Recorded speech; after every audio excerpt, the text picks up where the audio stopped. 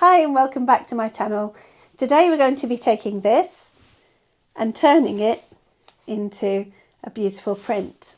This is going to be a series all about gel printing, and we're going to be going through from the beginning all the equipment that you need and some of the basic techniques all the way to some advanced techniques. I'm going to be posting some videos every few weeks so that you can follow along and have a go at gel printing yourself.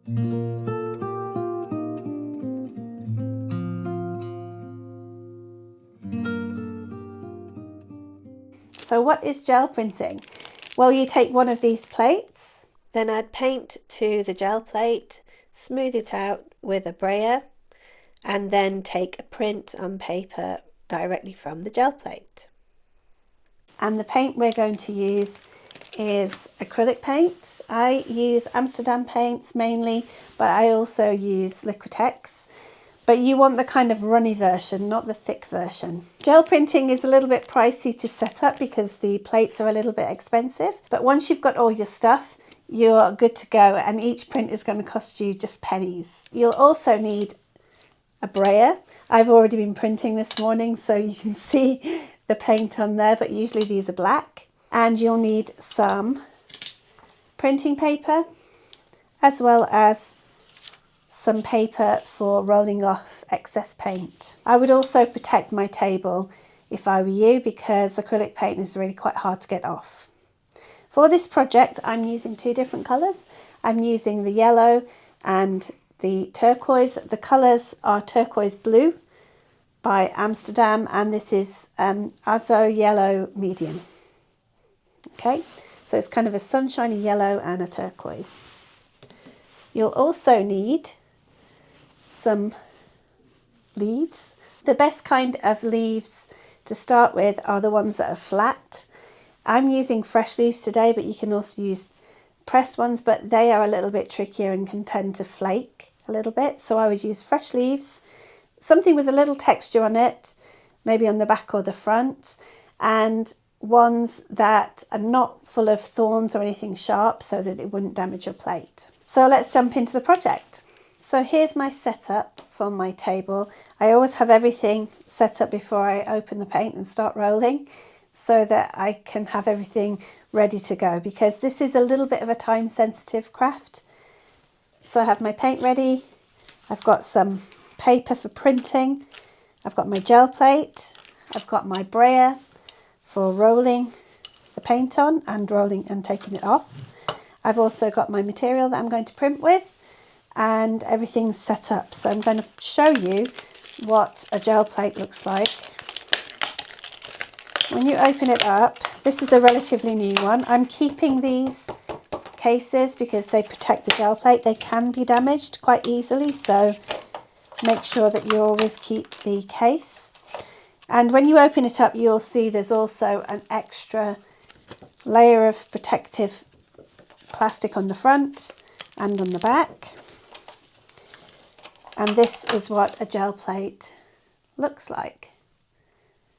It's kind of a wibbly, sort of a jelly-ish, a little bit like gummy bears. But it's made of a kind of mineral oil, which is non-toxic, so please don't worry.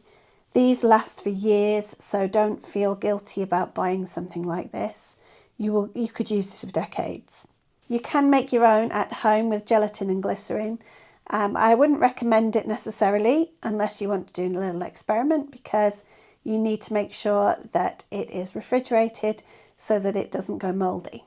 This version will never go mouldy because it's made of a kind of mineral oil. I've protected my table with a silicone mat, and I'm just going to plonk my gel plate down, move those away.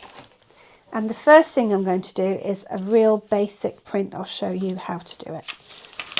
Okay. I'm going to do a basic print in turquoise first of all. And you're just going to put a few blobs of paint, and then we're going to brayer it over. Not too thick, not too thin. And it is trial and error, because depending on your country and the humidity, it can have an effect on the paint and how it dries. So I'm going to plop this on here, and I'm going to just pull a very basic print. And when I rub over the leaves, I'm trying to get in between all the leaves so that I can get good definition. Right, let's see if we can do a print. I'm going to pull it off. We have to move fast. You see it's there? I have to move really fast. And then I've got 2 different prints from one plate. See, it's very dry in Japan at the moment, so this is drying super fast, and I can still see an outline on my plate. If this happens, it's not a problem at all. You can either just wash it off, clean it off with a wet wipe or a damp cloth, or you can put another colour on top.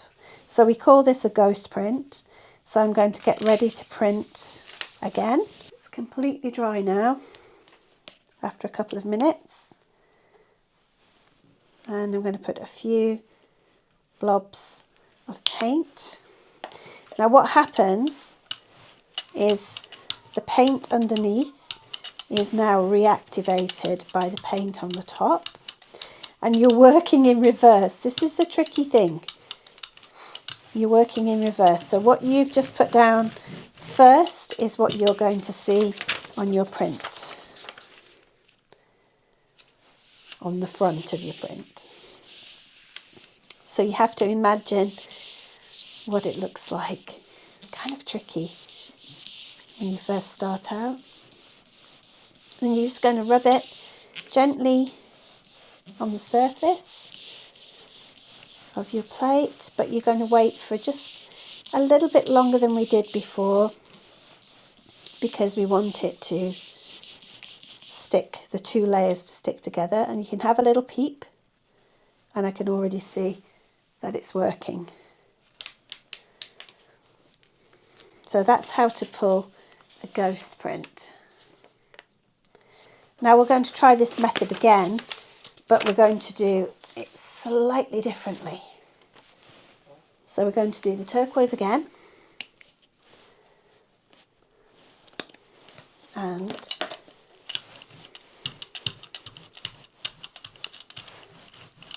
do the same, brayering across the surface. Make it as smooth as you can, unless you want a textural look, of course. Let's do it a different way this time. Let's do it across this way. Okay.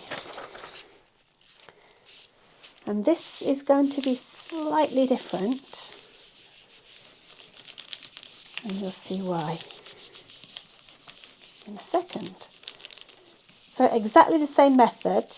We're trying to make a really good print of the leaf underneath.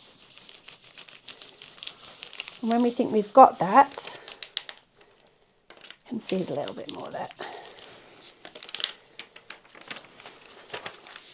I take this off, and I'm going to go for a cup of tea. In Japan at the moment, this is taking just a minute to dry. In the summer, it takes a lot longer. So we're back, and this is completely dry now. I can touch it and nothing comes off in my hand. Even though it feels a bit sticky, it's actually not.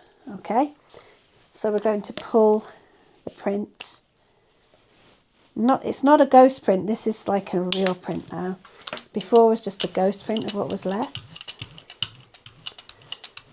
Now we're going to, you can see it appearing underneath, and that's what you want. You want to be able to see the image underneath, unless you've got a dark colour on top and a light colour underneath. Right, I'm going to put it on the side of this one, and then you can see it might already dry. It's very dry today. I feel like I need a humidifier in here. I can feel it might be too dry already.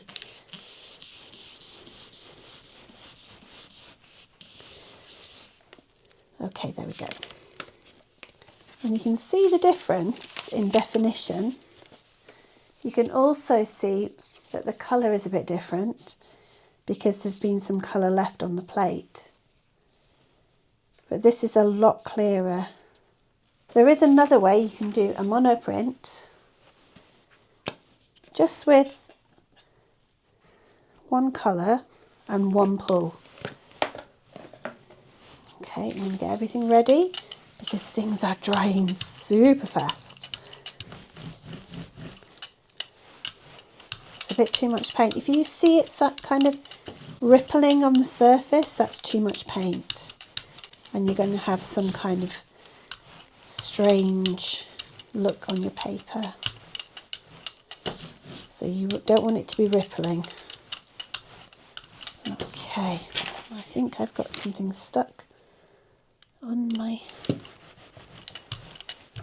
might be on my roller, I think. Okay, so now we're going to put this down and I'm going to do a print.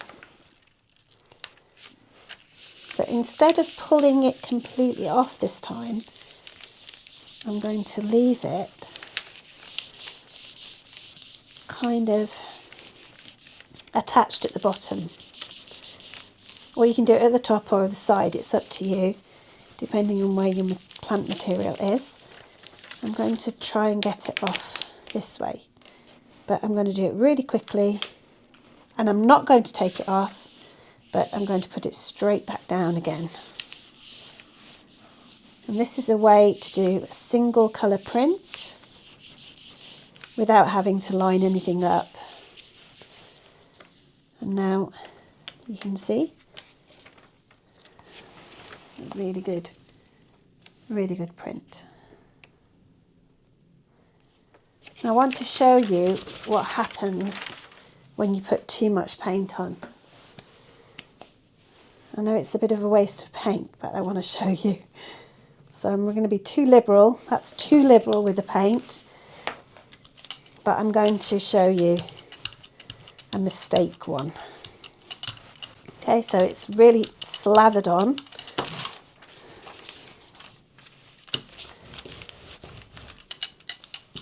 I'm going to put that on. And you'll see what happens to the paper. It's pretty yucky.